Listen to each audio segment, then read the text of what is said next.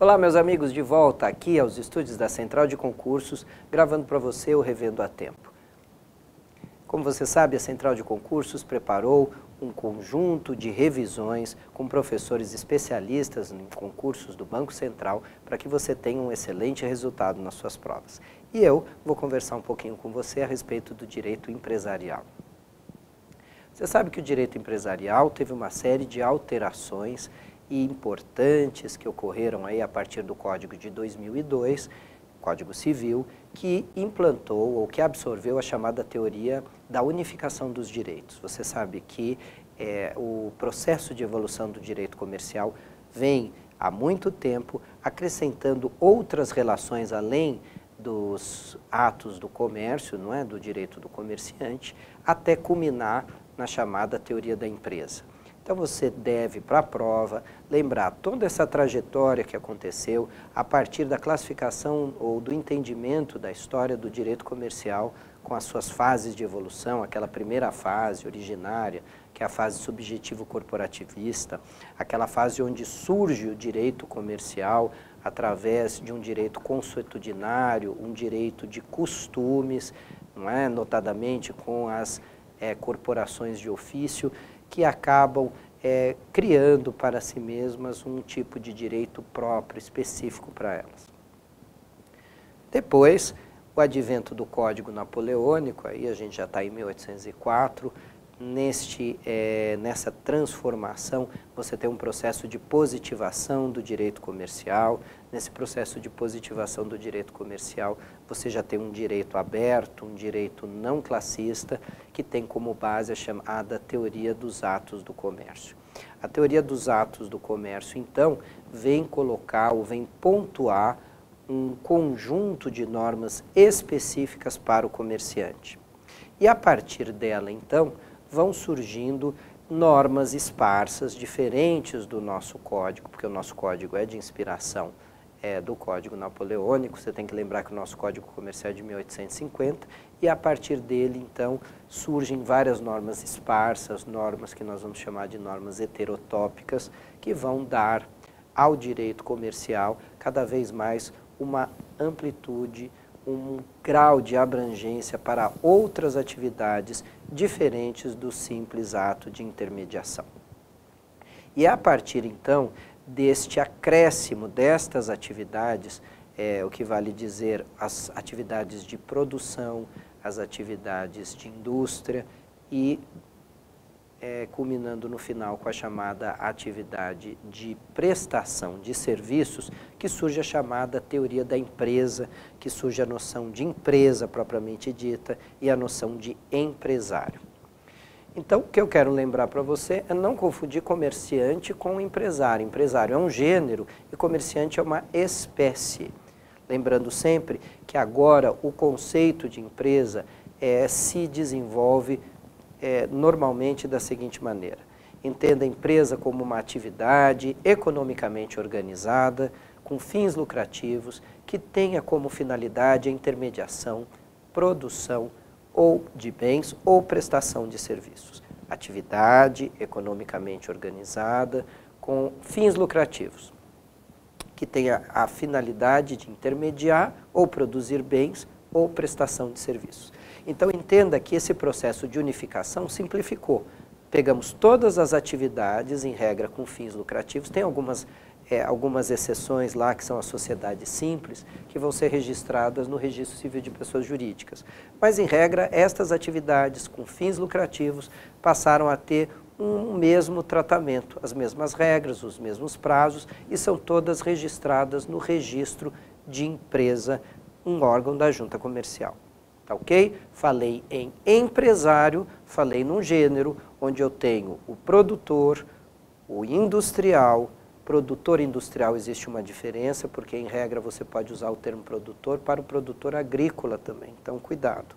Produtor, industrial, prestador de serviços e o comerciante propriamente dito.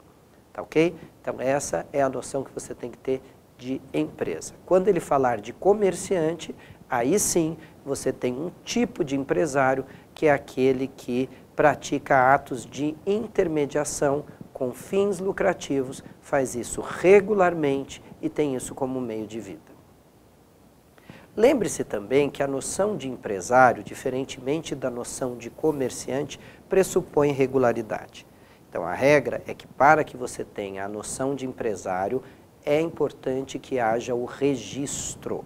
Você pode até ser um comerciante irregular, você pode ser um produtor irregular, você pode ser um prestador de serviços irregular. Pode, não deve, mas se eventualmente o for, vai ser considerado pela lei como é, ou seja, um prestador, um comerciante ou um produtor. Mas não deveria ser chamado de empresário, porque um empresário é aquele que pratica essas atividades, mas de forma regular, através de um registro.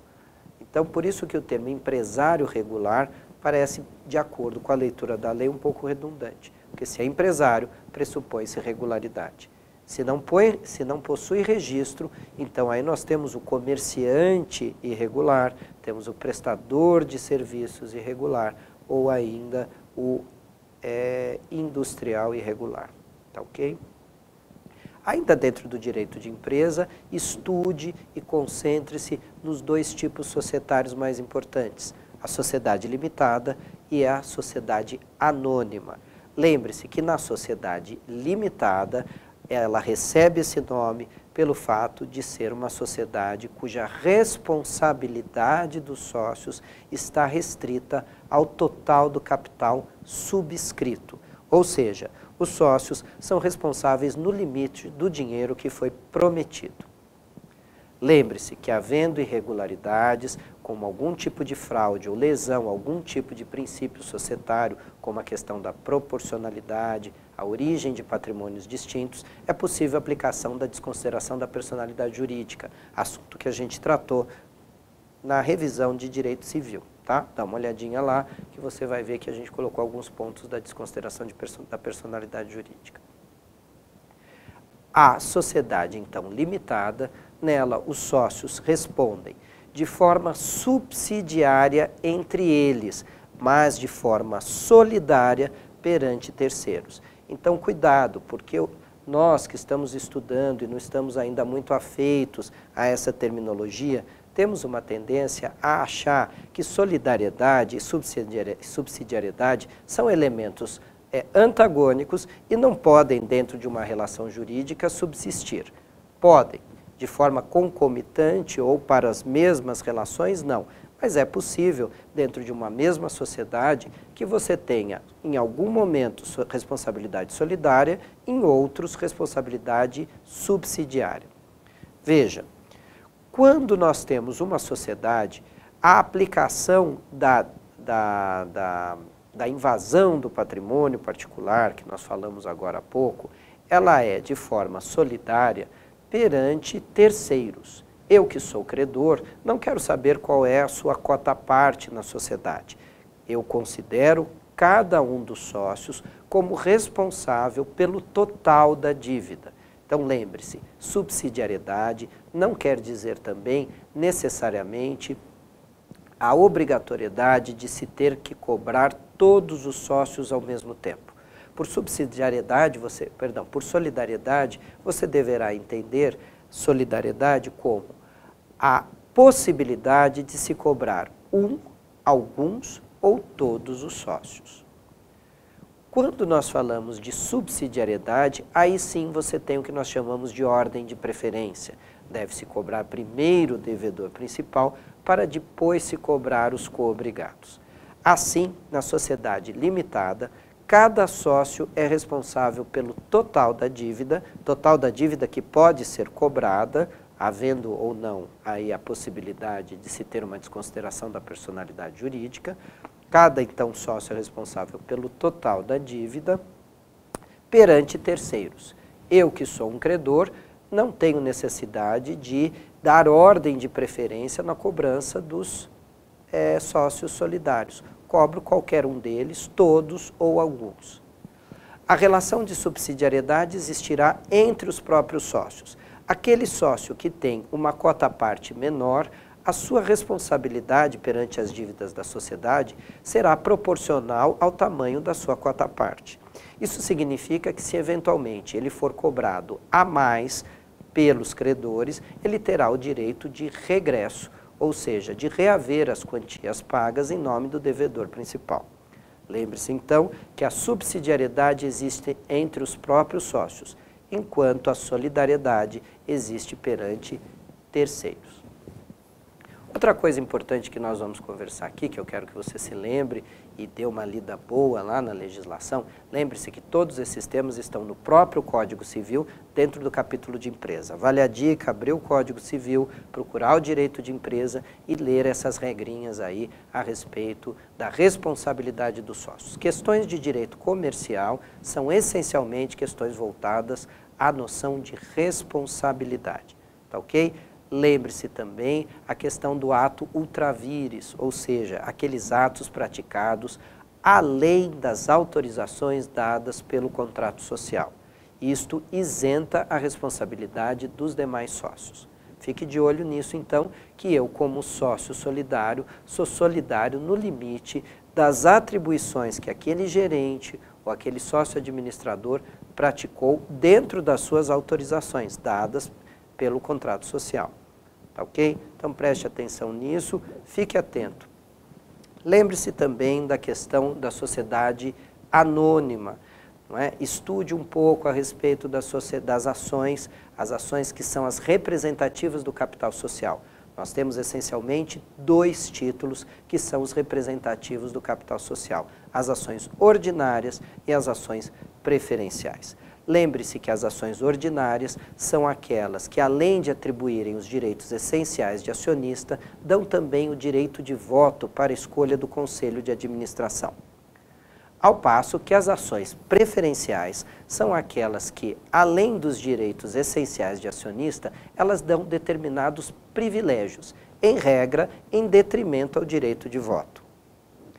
Um erro comum que você não poderá cometer é simplificar essa explicação que eu estou te dando, dizendo simplesmente o seguinte: olha, ordinária com voto, preferencial sem voto. Não faça isso, porque isso é o caminho certo para você acabar se equivocando na prova.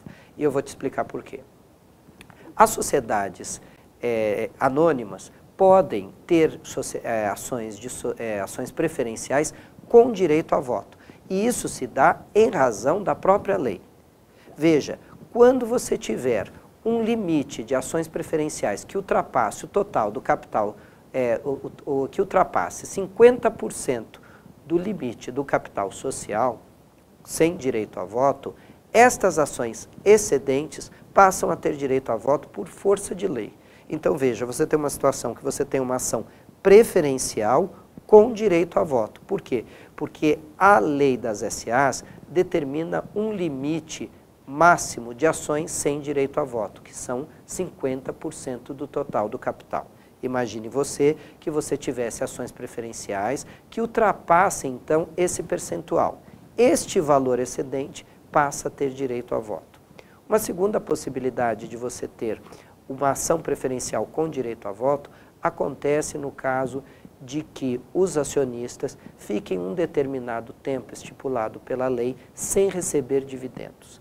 Não é? A sociedade não tem dado nenhum tipo de lucro e esse prazo de 3 anos consecutivos sem o recebimento ou sem o pagamento de dividendos autoriza que todos os acionistas preferenciais passem a ter direito a voto. Vale a pena dar uma conferidinha nisso lá na Lei das Sociedades por Ações. Lembrando também que a possibilidade de eu ter uma sociedade unipessoal, no caso das sociedades anônimas, é possível através da figura da chamada subsidiária integral. A sociedade subsidiária integral, então, seria uma sociedade anônima que possui um único sócio. A lei aceita essa possibilidade e aceita essa possibilidade pelo fato ou estabelecendo uma única exigência, que este único sócio seja uma outra SA. Então, lembre-se que no caso das subsidiárias integrais, é necessário que este único sócio seja também uma outra SA, ok?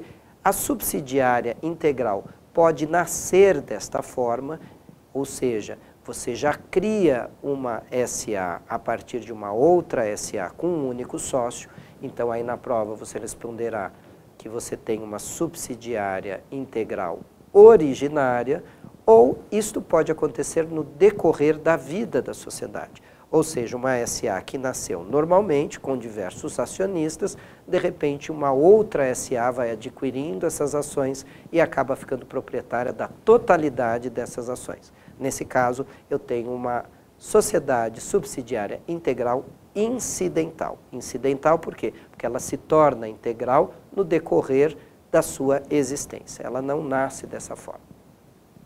E o segundo tema que eu quero tratar com você aqui rapidamente, na verdade, te dar mais algumas orientações para você concentrar os seus estudos aí em casa, é a respeito dos títulos de crédito.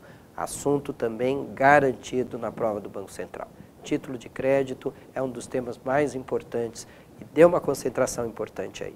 Estude a questão do endosso. Lembre-se que o endosso é a forma de transferência da propriedade do título de crédito. Esse endosso pode ser em preto ou em branco. O endosso em preto é aquele endosso em que se declina o nome do beneficiário, ou seja, o endossatário é descrito pelo endossante.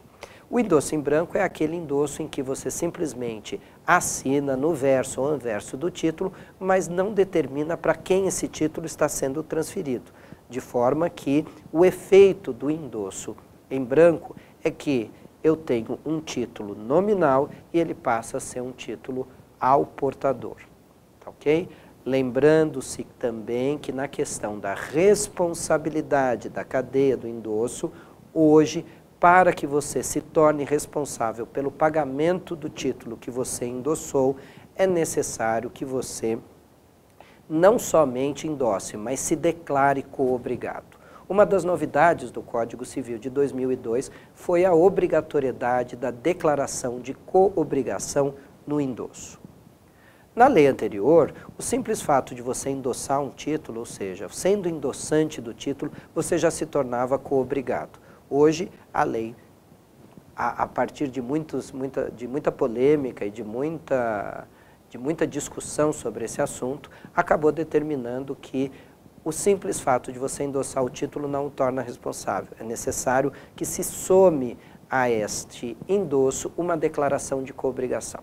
Deu para entender? Então, a cadeia do endosso, você só se torna responsável não pelo simples fato de ter endossado, mas também pelo fato de você ter se declarado coobrigado, tá ok? Fica atento nisso. Outra coisa também é a respeito das garantias que os títulos de crédito podem ter. A garantia real do título de crédito se dá através de objetos. Quando você tem um título de crédito garantido através de um objeto, você terá as cédulas de crédito. Quando é um imóvel, uma cédula hipotecária. Quando é um bem móvel, eu tenho uma cédula pignoratícia, de penhor, pignoratícia. E quando eu dou como garantia os frutos ou os rendimentos de um bem imóvel, aí eu tenho uma relação de anticrese, uma cédula anticrética. Então, quando eu tenho créditos com garantia real, ou seja, um crédito garantido por um objeto, eu tenho títulos de crédito do tipo cédula, eu tenho cédulas de crédito. Ao passo que quando eu assino um cheque, uma nota promissória ou uma duplicata, eu tenho títulos de crédito que não estão garantidos por nenhum objeto. Neste caso, eu tenho uma segunda categoria de títulos, que são chamados notas, títulos do tipo notas. Os títulos do tipo notas são aqueles que representam uma categoria de crédito chamado créditos quirografários.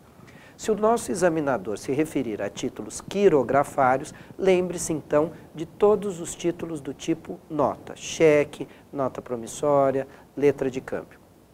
Tá? Quirografário, de quiros, do grego, que quer dizer mão, punho, não é? Grafário, escritos de próprio punho.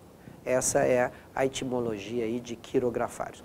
Ou, então, de uma outra forma, títulos sem garantia, sem objeto garantidor, títulos do tipo nota. Títulos com objeto garantidor, títulos do tipo cédula.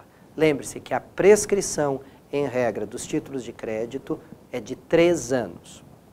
Mas eu tenho a exceção do cheque. O cheque prescreve em 6 meses, expirados a data de apresentação. O prazo de apresentação, lembre-se que é de 30 dias para cheques da mesma praça e de 60 dias para cheques de outra praça. Tá ok? Esse prazo é o prazo que você tem para depositar o cheque. Depositando ou não o cheque nesse prazo de 30 ou 60 dias, a prescrição dos 6 meses já começa a contar. Ok?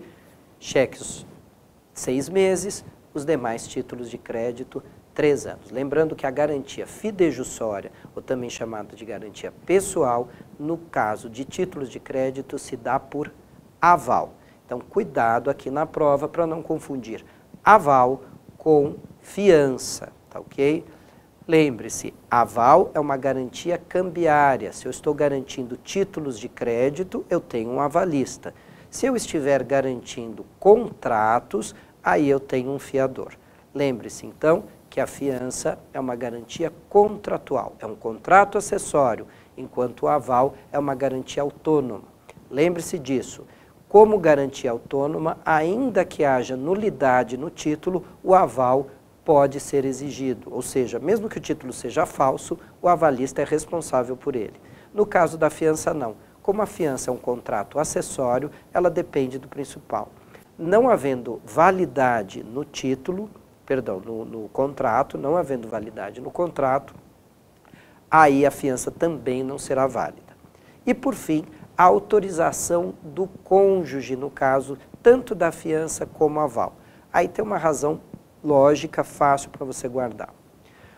Preste atenção no seguinte, o que seria natural para se exigir a autorização do marido ou da mulher, no caso de um avalista ou de um fiador?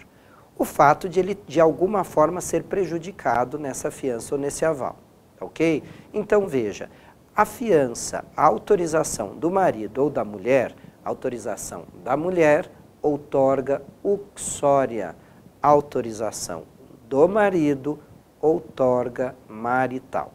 Então, tanto outorga uxória ou outorga marital são necessárias apenas quando casados em algum regime de comunhão de bens. Não interessa se é comunhão total ou comunhão parcial.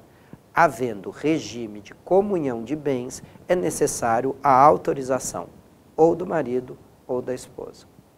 Se eles são casados em separação de bens, não é necessário, então, que o marido nem a esposa autorize que o seu cônjuge seja fiador ou seja avalista. Tá ok? Bom, gente, recomendando isto, as leituras que você deve fazer, reveja os seus materiais, agora é uma hora boa para você fazer exercícios e lembrando que nós todos aqui da Central de Concursos estamos apoiando você e sempre aqui de plantão para auxiliar naquilo que você precisar. Uma boa sorte para você, bons estudos e a gente se vê por aqui. Até lá.